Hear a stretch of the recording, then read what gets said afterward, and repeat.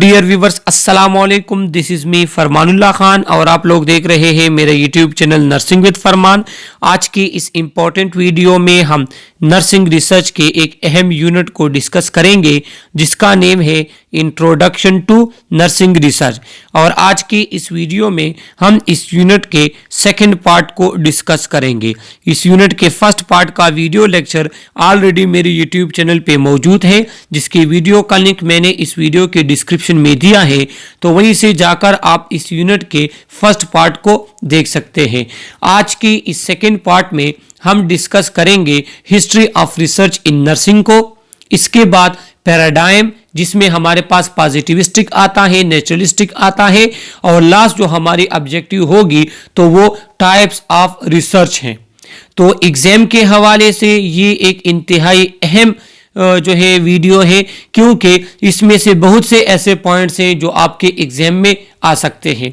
Second बात यह है कि सेकंड पार्ट जो फर्स्ट यूनिट का है, तो इसमें ऐसे टर्म हम डिस्कस करेंगे जिसके बेस पे आगे यूनिट्स आ रहे हैं, लिहाजा एग्जाम के हवाले से और वैसे ये जो फर्स्ट यूनिट है ये इंतहाई ज़्यादा अहम है और स्पेशली ये सेकंड पार्ट। लिहाजा आप इस वीडियो को पूरा देखिएगा ताकि इसमें जगह जगह पे जो भी पॉइंट मैं मेंशन करूं तो आप लोगों को उसका पता हो और कल को एग्जाम में अगर उस रिलेटेड एमसीक्यूज आए तो आप लोग उसको अच्छे तरीके से सॉल्व कर सको। तो चलो स्टार्ट कर लेते हैं इंट्रोडक्शन टू नर्सिंग रिसर्च के सेकंड पार्ट को। तो हिस्ट्री को अगर हम देख लें, हिस्ट्री इन नर्सिंग रिसर्च को, तो इसमें जो डेट लिखे गए हैं तो आप लोगों ने इन डेट्स को याद रखना है, क्योंकि वो सिंपल सा एमसीक्यूज इन डेट से भी लेकर आ सकता है, क्योंकि ये आपके कोर्स में शामिल है। लिहाजा आप चैलेंज नहीं कर सकते कि डेट कौन याद रखेगा या डेट किसको याद रहते हैं। लिहाजा ये डेट्स आपको पता होने चाहिए कि जो नर्सिंग रिसर्च की शुरुआत फ्लोरेंस नाइटिंगेल से हुई 1850 में।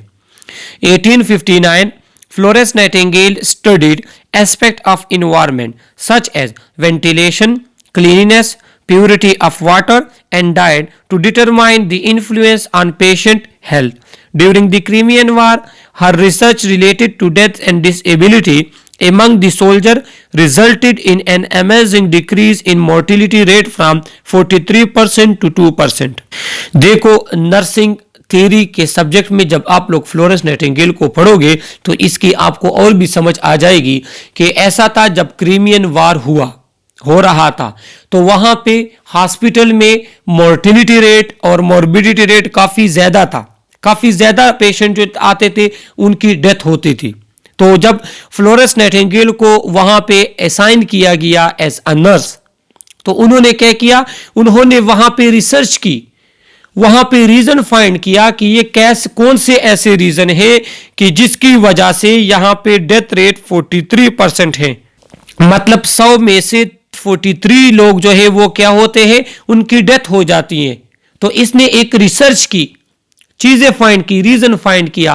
फिर इसको रीजन क्या मिला, इसको रीजन मिला कि वहां पे क्लीनिनेस नहीं है, पेशेंट के लिए साफ सुथरा बेड नहीं होता, इन्वायरमेंट साफ नहीं होता, जिसकी वजह से इन्फेक्शन ज्यादा हो जाते हैं, जिसकी वजह से जो प्रेजेंट इन्फेक्शन ठीक नहीं होते और पेशेंट्स हमारे पास उनकी डेथ हो जाती है। तो ये क्या हुआ, ये एक रिसर्च हुई, रिसर्च कि आया वो कौन सी रीजन है कि मोर्टिलिटी रेट 43% है। फ्लोरेंस नाइटिंगेल ने क्या किया, वहां पे रिसर्च किया, वहां पे चीजें फाइंड की और इसको पता चला कि क्लीनिनेस वहां पे सही नहीं है, सफाई का साफ सिस्टम नहीं है।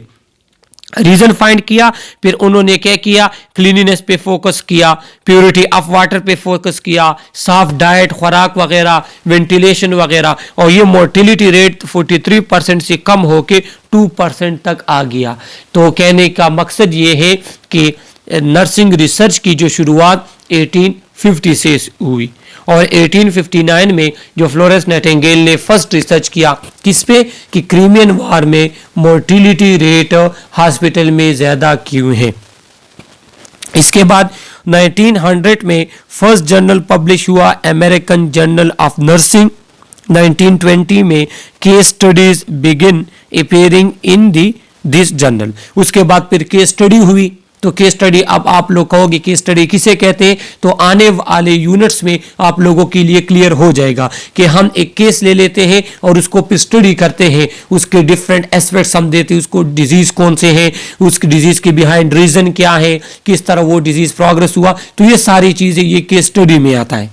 सही है कि इसमें कोई कहता है 5 to 10 तक आप जो है या 3 से लेके 10 तक केसेस आप केस स्टडी में ले सकते हो। तो ये आने वाले यूनिट्स में फिर आप लोगों को पता चल जाएगा कि ये केस स्टडी या केस सीरीज जो होती है ये भी हमारे पास रिसर्च की एक टाइप है। तो केस स्टडीज उस जर्नल में 1920 में इंटर हुई।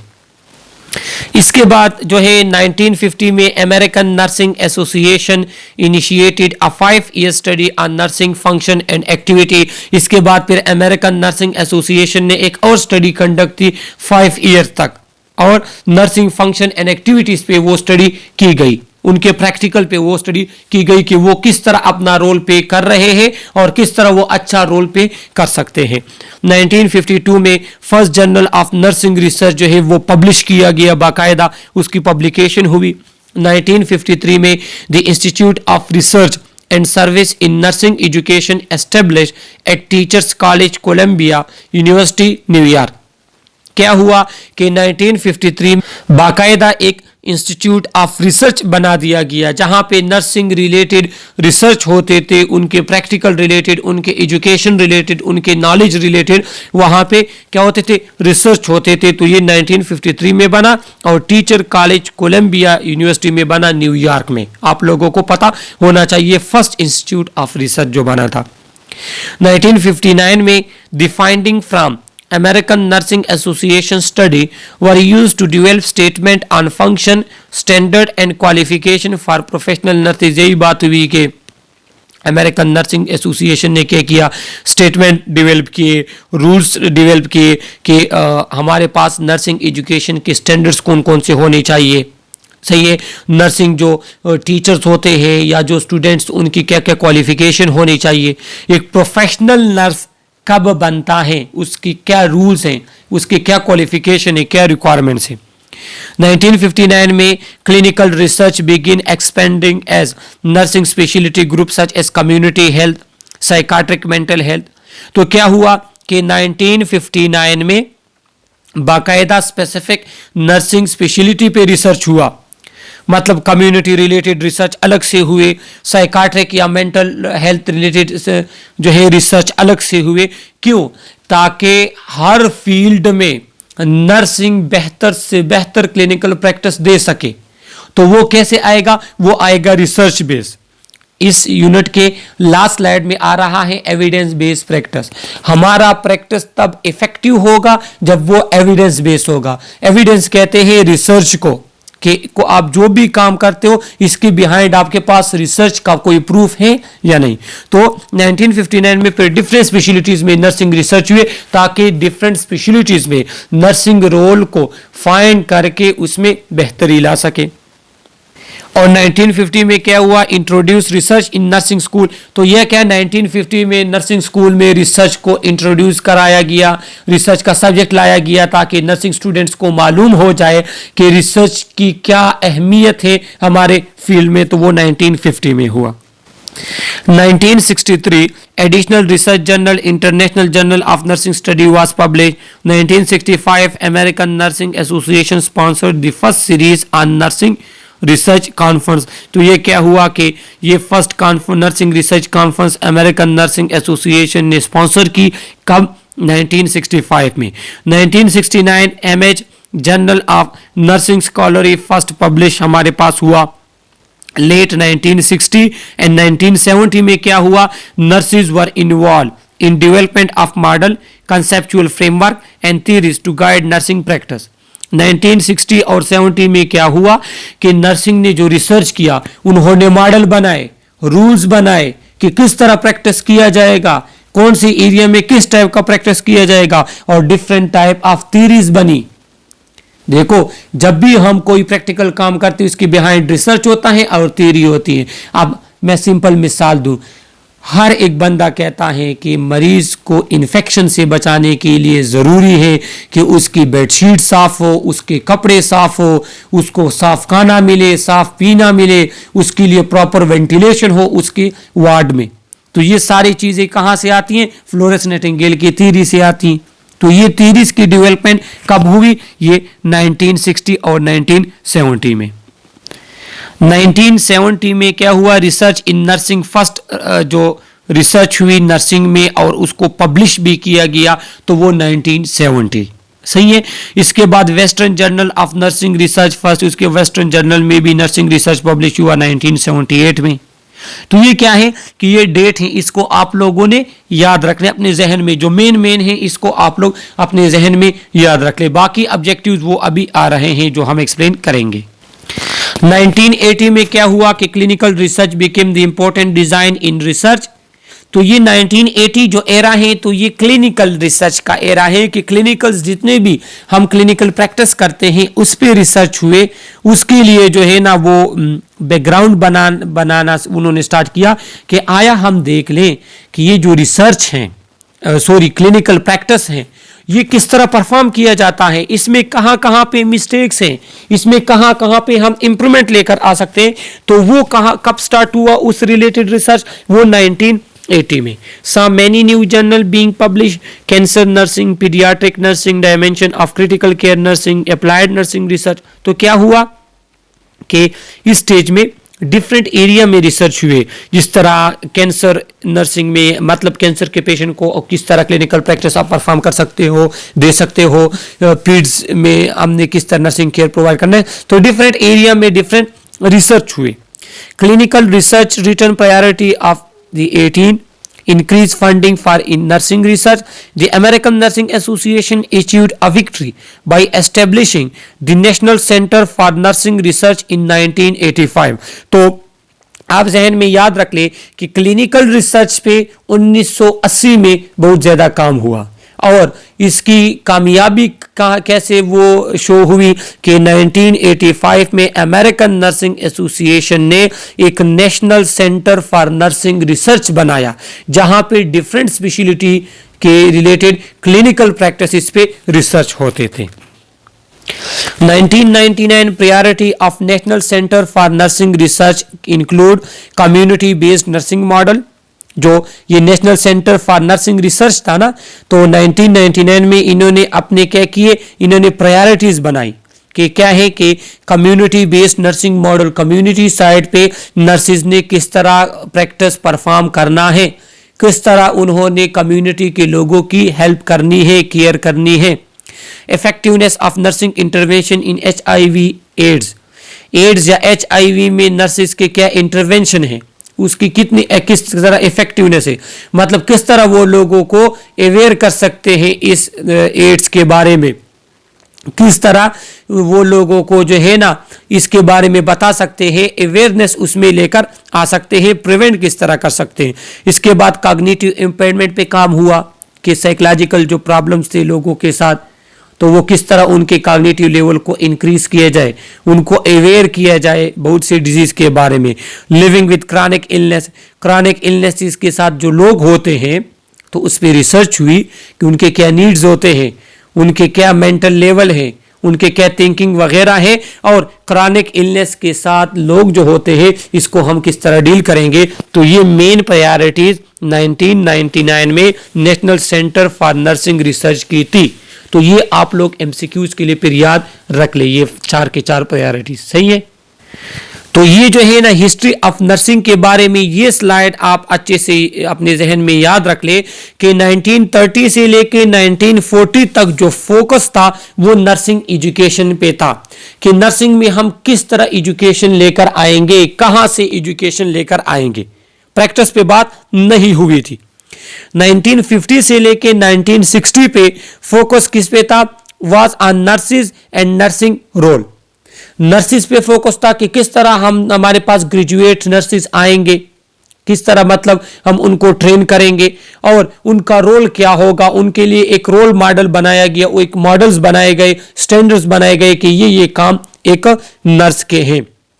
1970 और 1990 में फोकस कहां पे चला गया? क्लिनिकल प्रॉब्लम्स के, कि हॉस्पिटल साइड पे एक नर्स ने अच्छे से केयर कैसा देना है, तो क्लिनिकल सेटअप, क्लिनिकल प्रॉब्लम पे फोकस हुआ। तो ये 3 एरिया थे हमारे पास किसके?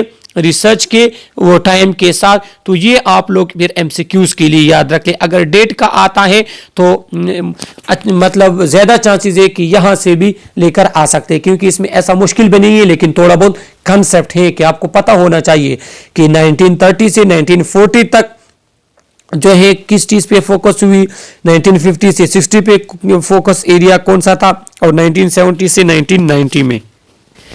अब हमारे पास है second objectives, paradigms and method for nursing research.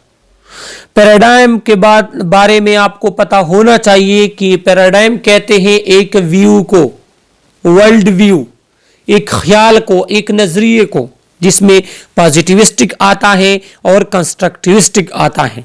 तो अभी हम आपको डिटेल के साथ बताएंगे पैराडाइम किसे कहते हैं और इसके 2 टाइप्स कौन कौन से हैं।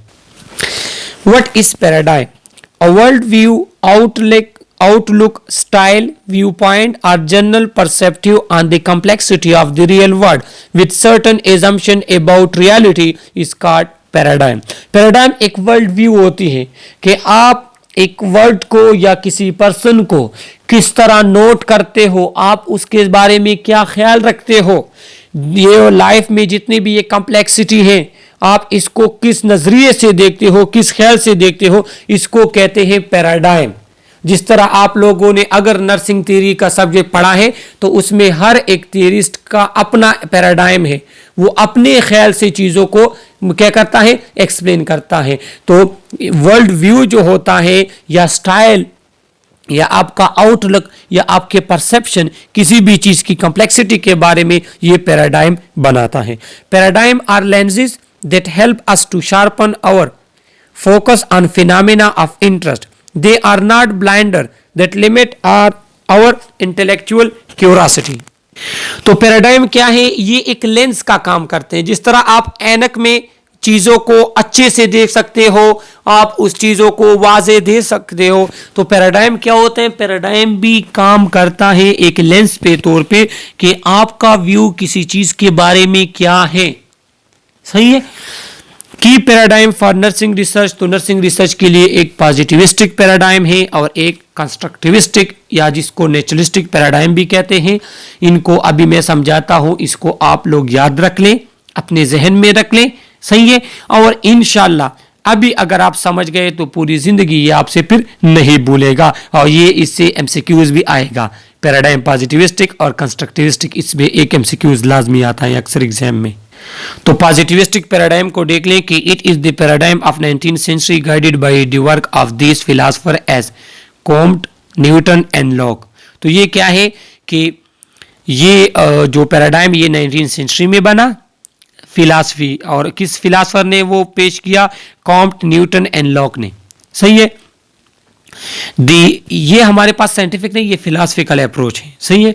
The positivist assume that the world is based on some reality which has to be studied and known. Assumption is a basic principle, truth that is not to be challenged and is believed to be true without proof or verification. तो क्या है कि positivistic अब समझ ले कि ये हमारे पास इसकी बेस इस चीज पे है कि रियलिटी एग्जिस्ट करती है और फिक्स्ड है। इसको रियलिटी एग्जिस्ट करती है, फिक्स है, इसको पहले पढ़ा गया है, इसको आप भी पढ़ सकते हैं, लेकिन ये एक स्पेसिफिक चीज है जो ऑलरेडी नोट है। आप रियलिटी को चैलेंज नहीं कर सकते। जिस तरह हम कहते हैं ना, सूरज मशरिक से निकलता है या जमीन गोल है, जमीन गोल है तो गोल है, बात खत्म। सही है। तो ये क्या है? ये पॉजिटिविस्टिक है कि रियलिटी एग्जिस्ट करती है और फिक्स है, इसमें आप छेड़छाड़ नहीं कर सकते। इसको आप जब भी फाइंड करना चाहे आप इसको फाइंड कर सकते हैं। Objective reality exist independent of human observation, कि रियलिटी आपके पास एक ऑब्जेक्टिव है। ऑब्जेक्टिव मतलब जिसको आप ऑब्जर्व कर सकते हो। अब मैं कहूं जमीन गोल है, कोई और बंदा कहेगा जमीन गोल है, कोई और कहे जमीन गोल है, रियलिटी एक चीज है लोगों पे डिपेंड नहीं करता, लोगों के इन ऑब्जर्वेशन पे डिपेंड नहीं करता। रियलिटी मौजूद है और वो सिर्फ एक है और वो ऑब्जेक्टिव है, आप उसको चेक कर सकते हो, मायर कर सकते हो। डिटर्मिनिज्म क्या है कि फिनोमेना आर नॉट हैपहैज़र्ड और random events but have a antecedent cause. This type of research is directed to understand the underlying causes of natural phenomena, जिसको ऑब्जेक्टिविटी कहते हैं। ये कहते हैं कि कोई भी फिनोमेना होते हैं, जिस तरह मैं आपको कहूँ ना कि हाँ हम कहें जुकाम है, तो अगर पॉजिटिविस्टिक तरीके से देखा जाए तो कहते हैं जुकाम है तो ये फ्लू वायरस ही हुआ है, बात खत्म, ये एक ही चीज फिक्स। तो ये पॉजिटिविस्टिक ये कहते हैं, पॉजिटिविस्ट जो है कि हमारे पास कोई भी फिनोमेना हो तो इसकी बिहाइंड एक रीजन होता है जो कि फिक्स होता है, जिसको आप चेंज नहीं कर सकते। If a person develop lung cancer, the scientist assume that there may be one or more reason that can be potentially identified and understood. मिसाल के तौर पे अगर किसी पर्सन को लंग कैंसर होता है तो साइंटिस्ट कहते हैं कि ये 3 रीजन है, इस 3 रीजन की वजह से इसको लंग कैंसर हुआ है, बात खत्म। मतलब सिगरेट स्मोकिंग है, कोई जो है रेडिएशन से, या कोई केमिकल से, ये 3 है, ये इसका रीजन है कैंसर का और इस वजह से कैंसर हुआ है। तो वो आपको फिक्स रियलिटी बता देता है, जो आप कोई भी देखे तो उसको वही समझेगा जो उस बंदे ने आपको बताया है। तो इसको कहते हैं पॉजिटिविस्टिक, सही है, या पॉजिटिविस्ट पैराडाइम इसको कहते हैं। ये आप नेचुरलिस्ट जब पढ़ लोगे ना तो फिर इसकी समझ आपके जहन में क्लियर हो जाएगी। अब नेचुरलिस्ट क्या कहते हैं? नेचुरलिस्ट कहते हैं कि it begin as a controlment to positivistic with writer such as Weber and Kant. तो ये पॉजिटिविज्म के बिल्कुल अपोजिट है, उसके कंट्रास्ट में है, और ये वेबर एंड कैंट ने प्रपोज किया। तो ये आप एमसीक्यूज के लिए याद रख लें। The naturalist assume that reality is not fixed entity, but it is the outcome of the subject's activity. Naturalist कहते हैं या कंस्ट्रक्टिविस्ट भी कहते हैं कि वो कहते हैं कि रियलिटी आपके पास कोई फिक्स्ड इंटाइटी नहीं है, ये डिपेंड करता है हर पर्सन के सब्जेक्ट एक्टिविटी पे, उसके सब्जेक्टिव थिंकिंग पे। जिस तरह के there is a relativism, multiple interpretation exists in individual mind and there is no process by which the ultimate final truth or falsity can be determined. There is no final truth or falsity, और ये subjectivity show करता है। Naturalistic आपको कहता है कि मिसाल के तौर पे आपके पास एक मरीज है, उसको टीबी है, दूसरा मरीज है, उसको टीबी है। अब इस टीबी का इफेक्ट एक मरीज में अलग से होगा, दूसरे में अलग से होगा। मतलब रियलिटी आपके पास फिक्स नहीं है, डिफरेंट लोग डिफरेंट अंदाज से एक रियलिटी को देखते हैं। तो क्या है कि मेरे ख्यालात जमीन के बारे में अलग से होंगे, किसी दूसरे पर्सन के ख्यालात जमीन के बारे में अलग से होंगे। अगर मैं कहूं कि जमीन जो है वो इसमें इतना पानी है, इतना वो जमीन है, कोई और कहेगा कि नहीं इस जमीन ज्यादा होनी चाहिए क्योंकि इस पे लोग ज्यादा रह रहे हैं, पानी कम होना चाहिए। तो क्या है कि रियलिटी जो होती है उसमें हर एक बंदे का ख्याल जो है वो डिपेंड करता है उसके थिंकिंग पे। लिहाजा रियलिटी कभी भी फिक्स नहीं हो सकती, ये एक सब्जेक्टिव फिनोमेना है जिसको हम खुद से फाइनलाइज नहीं कर सकते। हर एक बंदा अपने ही अंदाज से देख सकते हैं। जिस तरह आप लोगों ने नर्सिंग प्रोसेस में सब्जेक्टिव और ऑब्जेक्टिव डेटा पढ़ा था कि ऑब्जेक्टिव डेटा हम मेजर कर सकते हैं, लेकिन सब्जेक्टिव डेटा पेशेंट हमें बताएगा, हमें पता नहीं होता। तो रियलिटी में भी ये चीजें कि जो नेचुरलिस्टिक है उसमें क्या होता है कि रियलिटी हमारे पास फिक्स नहीं है, डिपेंड करते हैं person to person. The naturalist assume that knowledge is maximized when the distance between the researcher and participant in the study is minimized। और नेचुरलिस्ट कहते हैं कि नॉलेज हम गेन कर सकते हैं जब हमारे पास रिसर्चर और पार्टिसिपेंट के दरमियान फासले कम कर दिए जाएं। इसका मतलब क्या है? इसका ये मतलब है कि देखो, जिस तरह मैंने आपको कहा कि जो नेचुरलिस्टिक होते हैं वो कहते हैं कि reality person to person depend करती है। अब अगर मैंने किसी टीबी पेशेंट का डेटा लेना है तो मैं जाकर उसके साथ बैठ जाऊं और डिटेल से उसका मैं पूछ लूं, उसकी इंटरव्यू लूँ तो मुझे ज़्यादा डेटा मिलेगा, मुझे ज़्यादा इंफॉर्मेशन मिलेंगे। और ये बात भी ये करते हैं कि जब पार्टिसिपेंट और रिसर्चर का आप क्या करोगे, उनके दरमियान डिस्टेंस को आप अगर कम करोगे तो आपके पास नॉलेज मैक्सिमाइज होगा, आपको ज़्यादा मालूमात मिलेंगी उस पर्सन के बारे में। क्यों? क्योंकि नेचुरलिस्ट ये कहते हैं कि उस हर एक पर्सन का हर एक चीज़ के बारे में अपना एक व्यू होता है जो फिक्स नहीं होता। तो आप उस पर्सन के साथ मिलोगे, उसके साथ डिस्कस करोगे, तब जाए बताएगा। और सब्जेक्टिविटी ही यही शो करती है। तो नेचुरलिस्ट और पॉजिटिविस्ट में अभी डिफरेंशिएशन आ रही है, तो ये आप एमसीक्यूज के लिए फिर याद रख लेना। अब देखो रियलिटी के बारे में देख लें कि positivist assume that reality exist. सही बात है, रियलिटी एग्जिस्ट करती है।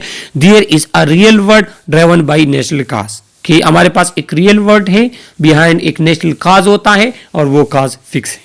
जबकि नेचुरलिस्ट क्या करते हैं कि reality is a multiple and subjective constructed by individual, कि रियलिटी कोई फिक्स नहीं है, रियलिटी हमारे पास डिफरेंट है। क्यों? क्योंकि हर एक पर्सन रियलिटी को अपने अंदाज से देखता है। देखो, एक पर्सन बीमार हो जाता है तो डिफरेंट लोग बीमार हो गए। कोई कहते हैं जी बीमार मैं इसलिए हुआ हूं कि मुझ में किसी ने तावीज़ किए। कोई कहते हैं जी मैं बीमार इसलिए हुआ हूं कि मुझ में कमज़ोरी आ गई है। कोई कहते हैं बीमार मैं इसलिए मैंने ख़राब खाना खाया था। कोई कहते हैं बीमार इसलिए हुआ हूं कि आजकल बीमारी आई हुई है। कोई कहते हैं बीमार हुआ हूं तो कोई बात नहीं, मैं ठीक हो जाऊंगा। तो क्या है, रियलिटी आपके पास मल्टीपल है और सब्जेक्टिव है। सब्जेक्ट मल्टीपल के डिफरेंट लोग डिफरेंट अंदाज से देखेंगे। सब्जेक्टिव ये कि हर एक बंदा अपनी ही सोच से देखता है, आप उसको फाइंड नहीं कर सकते। तो ये नेचुरलिस्ट और पॉजिटिविस्ट में फर्क है। और इसमें वो तमाम पॉइंट्स जो है बता दिए गए हैं जो अभी मैंने आपको बताया। ये क्या है, ये डिफरेंशिएशन है किस चीज़ में, पॉजिटिविस्ट और कंस्ट्रक्टिविस्ट में। आप लोग इसको अच्छे से पढ़ लें। सही है। ये बेस्ट मेथड जहां पे इन्होंने डिडक्टिव का कहा है, यहाँ पे इंडक्टिव है। तो पॉजिटिविस्ट में डिडक्टिव होता है। डिडक्टिव किसे कहते हैं, तो वो इस यूनिट के फर्स्ट पार्ट में मैंने एक्सप्लेन किया है कि आप जनरल से स्पेसिफिक तक आते हैं तो वो डिडक्टिव है। मतलब डिफरेंट रियलिटी है, रीजन आपने एक दे दिया। उधर कंस्ट्रक्टिविस्ट में क्या है, रियलिटी आपके पास एक है लेकिन डिफरेंट अंदाज से आप सोचते हो। तो ये हम स्पेसिफिक से जनरल की तरफ जाते हैं। इसके बाद जो है हमारे पास ये पॉजिटिविस्ट जो है ये क्या है, ये क्वांटिटेटिव इंफॉर्मेशन हमारे पास देता है। क्वांटिटेटिव रिसर्च में हम पॉजिटिविस्ट पैराडाइम यूज करते हैं। उसमें हमारे पास स्पेसिफिक नंबर होते हैं जिससे हम डिनोट करते हैं किसी भी रिजल्ट को। हालांकि कंस्ट्रक्टिविस्ट में हम क्वालिटेटिव की तरफ जाते हैं। अब क्वालिटेटिव और क्वांटिटेटिव में जो फर्क है तो वो अभी स्लाइड में आ रहे हैं, तो आप लोगों को पता चल जाएगा। लिहाजा ये स्लाइड आप एमसीक्यूज के लिए अच्छे से याद रख लें। इस स्लाइड से आपके पास एक एमसीक्यूज आ सकता है, ज्यादा चांसेस हैं। और अब हमारे पास लास्ट ऑब्जेक्टिव है कि क्लासिफिकेशन ऑफ रिसर्च इंतहाई इंपॉर्टेंट और इंतहाई सिंपल। हमारे पास एक है qualitative research. Qualitative research is a systematic subjective approach used to describe life experience and give them meaning. देखो, क्वालिटेटिव रिसर्च जो होता है ये हमारे पास सिंपल है लेकिन एक सिस्टमैटिक और सब्जेक्टिव अप्रोच है। सिस्टमैटिक तो मैंने शुरू पार्ट में भी बताया कि रिसर्च जो है वो सिस्टमैटिक प्रोसेस है, वो स्टेप वाइज प्रोसेस है, इसलिए इसको सिस्टमैटिक कहते हैं। और ये सब्जेक्टिव अप्रोच है क्वालिटेटिव। क्वालिटेटिव सब्जेक्टिव अप्रोच इसलिए है कि इसमें हम हर एक पर्सन के एक्सपीरियंस को सुनते हैं जो कि पर्सन टू पर्सन डिफरेंट करता है। तो इसलिए ये सब्जेक्टिव एक्सपीरियंस है। मिसाल के तौर पे किसी पेशेंट को बुखार है ना, तो मैं जाके उससे पूछता हूँ जी आपका बुखार है, आपकी क्या फीलिंग है, तो वो कहते हैं कि मेरे सर में दर्द हो रहा है, मैं अनईजी फील कर रहा हूँ और मुझे ऐसा लग रहा है कि मुझ में कोई मसला आने वाला है। तो हर एक बंदे के अपने फीलिंग्स होंगे, तो इसको कहते हैं क्वालिटेटिव रिसर्च। सही है। अगर आप लोगों को कोई पूछे कि नर्सिंग में आप किस लेवल तक सेटिस्फाई है और कौन कौन से ऐसे पॉइंट है जिसकी वजह से आप सेटिस्फाई है, तो ये डिपेंड करते हैं आप पे ना, सारा डेटा आपने देना है ना।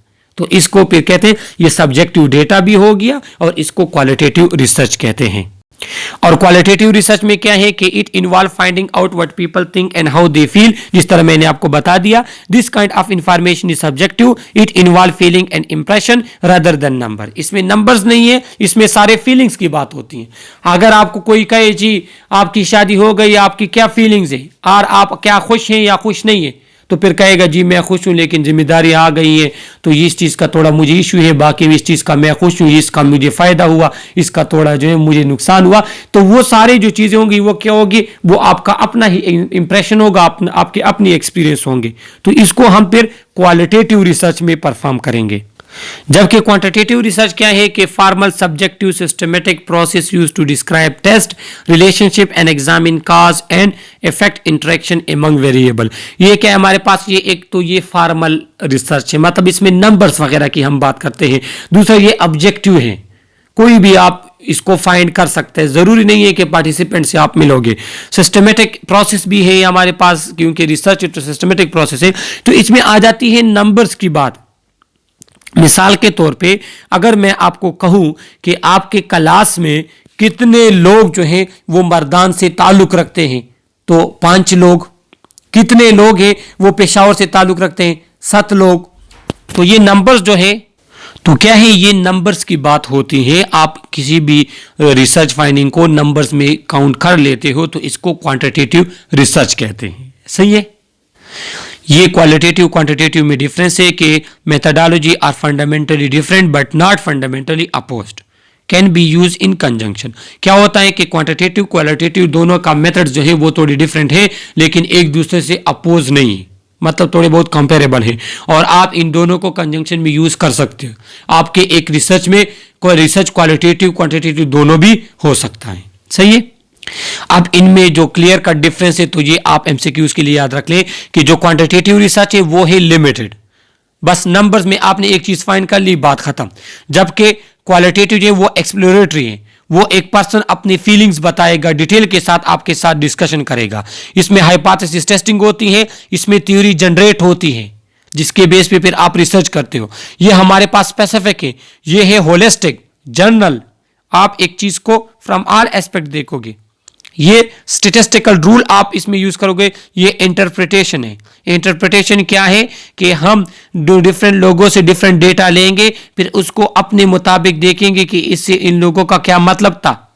ये न्यूमेरिक है, नंबर्स में हम इसको काउंट करते हैं।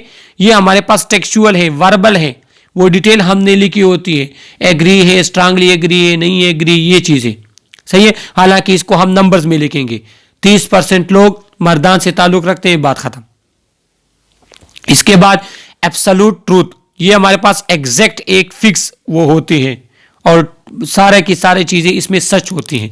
जबकि ट्रूथ इज डायनामिक, हो सकता है उस बंदे ने आपसे झूठ कहा, हो सकता है एक पर्सन ने आप गलत कहा, तो क्या होता है कि ट्रूथ इसमें डायनामिक होता है, 100% श्योरिटी नहीं होती। जबकि क्वांटिटेटिव में श्योरिटी होती है, क्योंकि वहां पे तो फिक्स नंबर्स होते हैं ना, आपका लोगों के साथ इतना ज्यादा इंटरेक्शन नहीं होता, उससे डेटा कलेक्ट किया बस, बाकी आपका अपना काम। तो ये क्या है, तो ये एक मेन डिफरेंसेस है क्वालिटेटिव क्वांटिटेटिव में, आप इसको एमसीक्यूज के लिए याद रख लें। और ये इनके टाइप्स हैं कि क्वांटिटेटिव में हमारे पास डिस्क्रिप्टिव रिसर्च होता है, फिर कोरिलेशनल रिसर्च होता है, कोहोर्ट स्टडी होती है, एक्सपेरिमेंटल रिसर्च होता है, quasi experimental research, true experimental research. तो ये रिसर्च डिजाइन के यूनिट में इन टाइप्स को हमने डिटेल के साथ आप लोगों को बताना है, जो आगे यूनिट्स आएंगे। क्वालिटेटिव में फेनोमेनोलॉजिकल रिसर्च होता है, ग्राउंडेड थ्योरी होती है, एथनोग्राफिक रिसर्च होता है, हिस्टोरिकल रिसर्च होता है। तो यहाँ पे आप लोगों को पता होना चाहिए कि क्वांटिटेटिव में कौन कौन से रिसर्च टाइप है और क्वालिटेटिव में कौन कौन से रिसर्च टाइप्स है। बाकी इनकी डिटेल आगे लेक्चर्स में आएंगे। अब हमारे पास एक और इम्पोर्टेंट क्लासिफिकेशन है रिसर्च की बेस्ड ऑन आउटकम्स पे, कि जब हम रिसर्च करते हैं तो वो किस किस पर्पस के लिए हम रिसर्च कर सकते हैं। तो ये सिंपल इसके टाइप्स भी है और इसको समझना भी आसान है, आप लोग गौर से देख लें। एक हमारे पास होता है बेसिक रिसर्च, जो नॉलेज के लिए होता है, जिससे हमारे पास नॉलेज आती है। सेकंड हमारे पास होता है अप्लाइड या प्रैक्टिकल रिसर्च, जिसको हम किसी प्रैक्टिकली अप्लाइड कर सकते हैं। थर्ड हमारे पास है एक्शन रिसर्च, जो किसी एक्शन के लिए हमने वो रिसर्च करनी होती है, ऑन टाइम कोई काम करना होता है हमने उसके बेस पे। और एक होता है आउटकम रिसर्च, जो किसी भी चीज के आउटकम पे हम रिसर्च करते हैं। मिसाल के तौर पे हॉस्पिटल है तो उसमें आउटकम रिसर्च क्या होगा कि इस हॉस्पिटल की वजह से कितने लोग सेहतयाब हुए और कितने लोगों को फायदा हुआ, ये आउटकम है। तो ये अभी एक एक टाइप को हम थोड़ा डिटेल के साथ बताएंगे, लिहाजा आप लोग इसको गौर से सुनिएगा। बेसिक जो रिसर्च हमारे पास होता है तो it is a process in which data are scientifically collected to advance knowledge without particular reference to its immediate और पर्टिकुलर प्रैक्टिकल यूज। तो इसमें क्या होता है कि हम रिसर्च तो करते हैं, नॉलेज को कलेक्ट करते हैं, लेकिन इसका ऑन स्पॉट कोई इमीडिएट या प्रैक्टिकल यूज की रेफरेंस नहीं होती।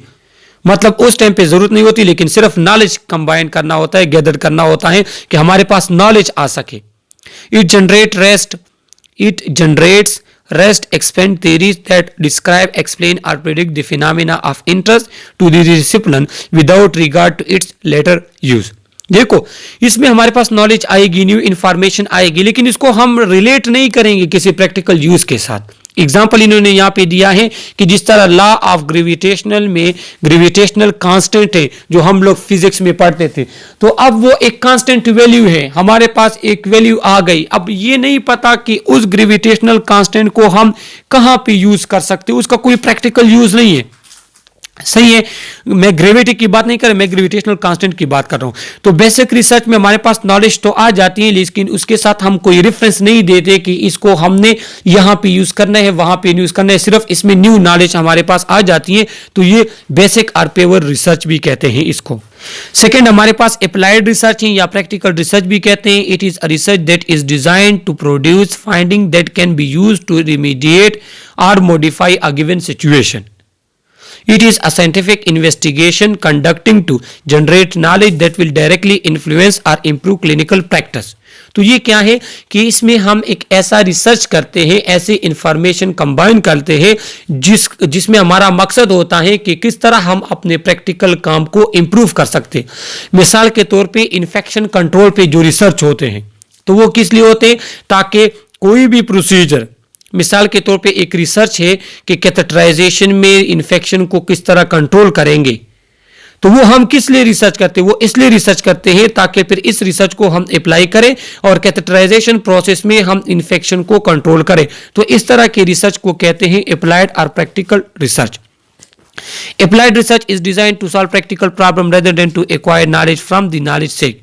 देखो नॉलेज तो इससे मिलती है, लेकिन सिर्फ नॉलेज के लिए हम नहीं करते, बल्कि प्रैक्टिकल प्रॉब्लम को सॉल्व करने के लिए अप्लाइड रिसर्च करते हैं या प्रैक्टिकल रिसर्च। आप लोगों को एमसीक्यूज के लिए इसका पता होना चाहिए। इसके बाद एक्शन रिसर्च है, तो ये भी अप्लाइड की तरह है, लेकिन उससे थोड़ा डिफरेंट इसमें ये है कि it is a way of doing research and working on solving a problem at the same time. इसमें हम रिसर्च भी करते हैं, लेकिन उसके साथ साथ उस प्रॉब्लम को सॉल्व भी करते रहते हैं। It is a cyclic process containing both investigation and the use of its finding. ये इस तरह है, मिसाल के तौर पे मेरे पास एक पेशेंट आ गया, अब मैं उसके डिजीज पे रिसर्च भी कर रहा हूं, लेकिन एट अ टाइम उसको इलाज भी मिल रहा है, इंटरवेंशन भी मिल रहे हैं, तो इसको कहते हैं एक्शन रिसर्च कि दोनों चीजें एट अ टाइम होगी, रिसर्च भी करोगे और वर्किंग भी करोगे, उसके प्रॉब्लम को सॉल्व भी करोगे।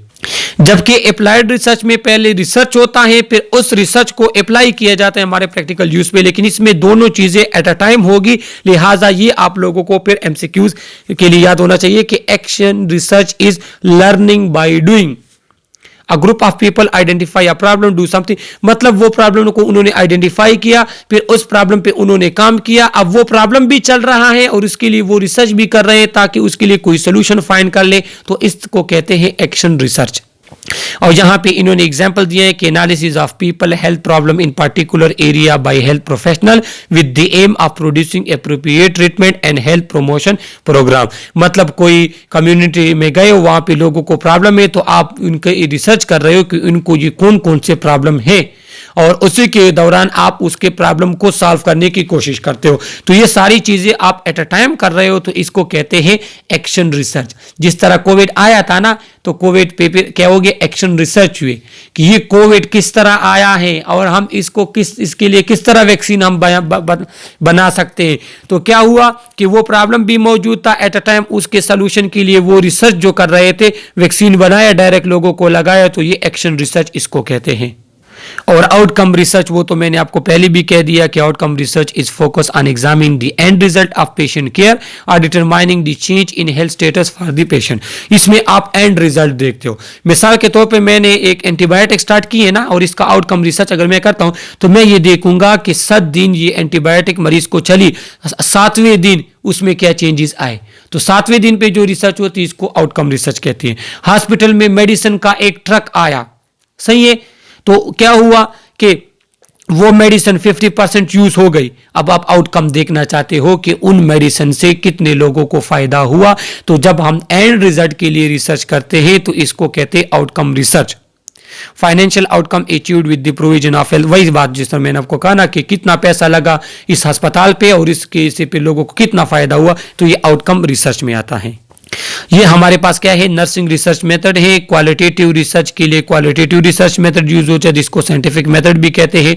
क्वालिटेटिव रिसर्च के लिए हम कंस्ट्रक्टिविस्टिक मेथड यूज करते हैं। और एक हमारे पास आउटकम रिसर्च होता है, जो आने वाले यूनिट्स में एक एक करके फिर हम आप लोगों को एक्सप्लेन कराएंगे कि क्वांटिटेटिव रिसर्च किस तरीके से करना होगा, क्वालिटेटिव किस तरीके से करना होगा। यहाँ पे सिंपल इंट्रोडक्शन यूनिट है चूंकि, तो इसने पूरे के पूरे रिसर्च का इंट्रोडक्शन आप लोगों को बताया है। यहां पे इन्होंने मेथड भी बताया। देखो, क्वालिटेटिव रिसर्च जो है वो फिनोमेनोलॉजिकल के थ्रू होता है।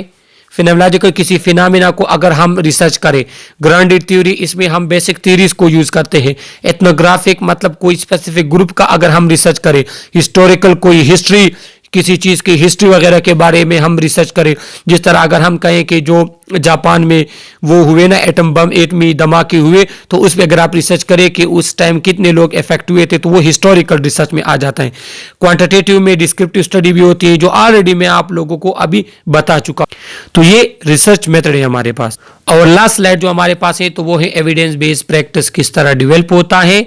तो एविडेंस बेस्ड प्रैक्टिस मतलब आप एक प्रैक्टिस करते हो। मिसाल के तौर पे मैं अगर आईवी लाइन लगा रहा हूं और मैं एंगल 45 यूज करता हूं या 15 एंगल, तो इसके बिहाइंड रिसर्च क्या कहता है, तो इसको कहते हैं evidence based practice. Evidence based practice is developed through a combination of research approach. Through qualitative research we are able to better understand the patient and family experience with health and illness. जो qualitative approach है तो वो हमें ये बताता है कि मरीज फला बीमारी में उसके थिंकिंग, उसके फीलिंग्स क्या होते हैं। जबकि क्वांटिटेटिव अप्रोच हमें क्या कहता है, provide a mechanism for testing the effectiveness of nursing intervention। Quantitative research हमें ये कहता है कि आप जो केयर प्रोवाइड करें वो कितना इफेक्टिव है, उसके एंड रिजल्ट क्या आए, तो वो हमें क्वांटिटेटिव रिसर्च कहता है। Finally outcome research focus on provision of quality और कॉस्ट इफेक्टिव।